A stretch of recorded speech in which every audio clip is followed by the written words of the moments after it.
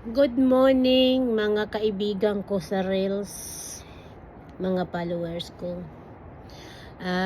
Dinilit ko yung post ko na tungkol sa akin dahil mayroon ng hindi nakaintindi doon na dalawang tao,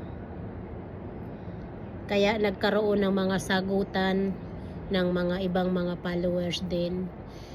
Uulitin ko muli, hindi ko hawak ang isipan ng mga followers ko. At hindi ko naman nababasa yung mga nandiyan kung ano man yung mga kinukomment ng mga tao doon hanggat hindi mayroon magbasa sa akin. So dinilit ko yun para maiwasan na lang yung mga gulo. Kaya sana wala nang magsasagutan doon ng mga sa pinost ko tungkol sa akin. Kasi pinost ko yun tungkol lang naman sa akin eh. Sa akin lang yun dahil gusto kong ipalabas ang nakaraan ko na hindi ko na nakakayanan.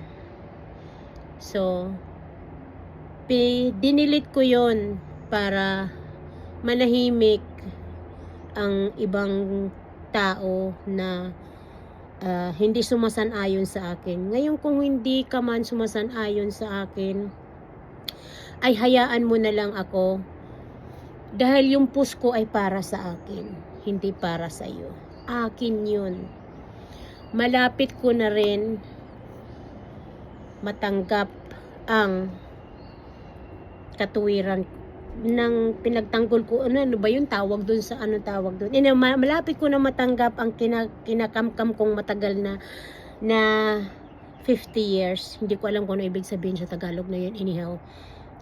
Kaya pag nag-post ako tungkol sa akin, kung tungkol lang sa akin ay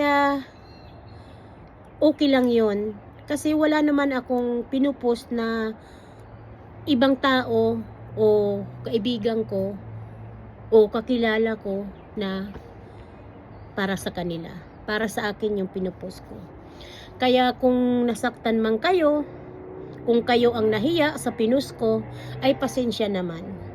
Dahil ako lang naman yun ang nagpo-post sa sarili ko. Okay guys, so sana ay hindi na sana yung maulit yun kasi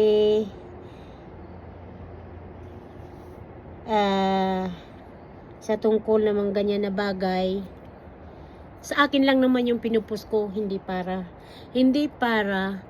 sa'yo, sa akin lang. Kung ikaw ang nahihiya, pasensya naman kung ikaw nahiya, pero sana sinikreto mo na lang ako, diniretso mo na lang ako. Kasi ang tunay ng kaibigan, ang tunay ng kamag-anak, kapag may pinagdadaanan ang kaibigan mo o kaklose mo na kamag-anak, sisikretuhin mo na ano bang nangyari sa'yo, totoo ba yan? Yan ang tunay na kaibigan, ay dinadamayan ka sa sikreto mo o sa sekreto ko na pinalabas ko na hindi ko nasabi sa inyo. Ay pasensya naman sa inyong dalawa kung hindi ko nasabi sa inyong dalawa. Paano na lang yung kung hinabi ko sa inyong dalawa, kung matagal na ninyong nalaman, edi baka pinandirian ninyo ako. Ngayon pa lang nung pinost ko na yun nagkandagulo-gulo na dahil sa comment mo. Pero okay lang yun. Hindi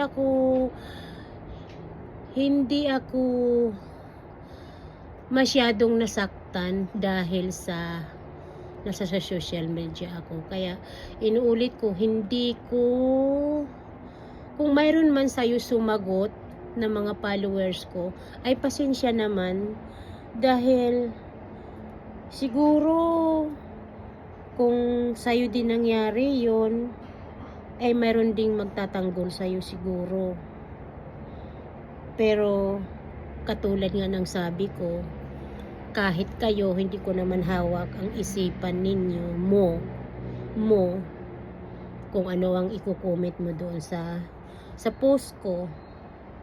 Nagla-like lang ako, nagta-thank you. Kahit murahin ninyo ako doon, hindi ko alam yun.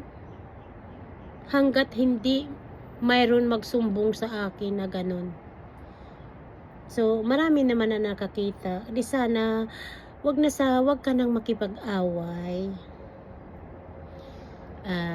Kaya dinilit ko na lang yun para maiwasan. Pero magpupus ako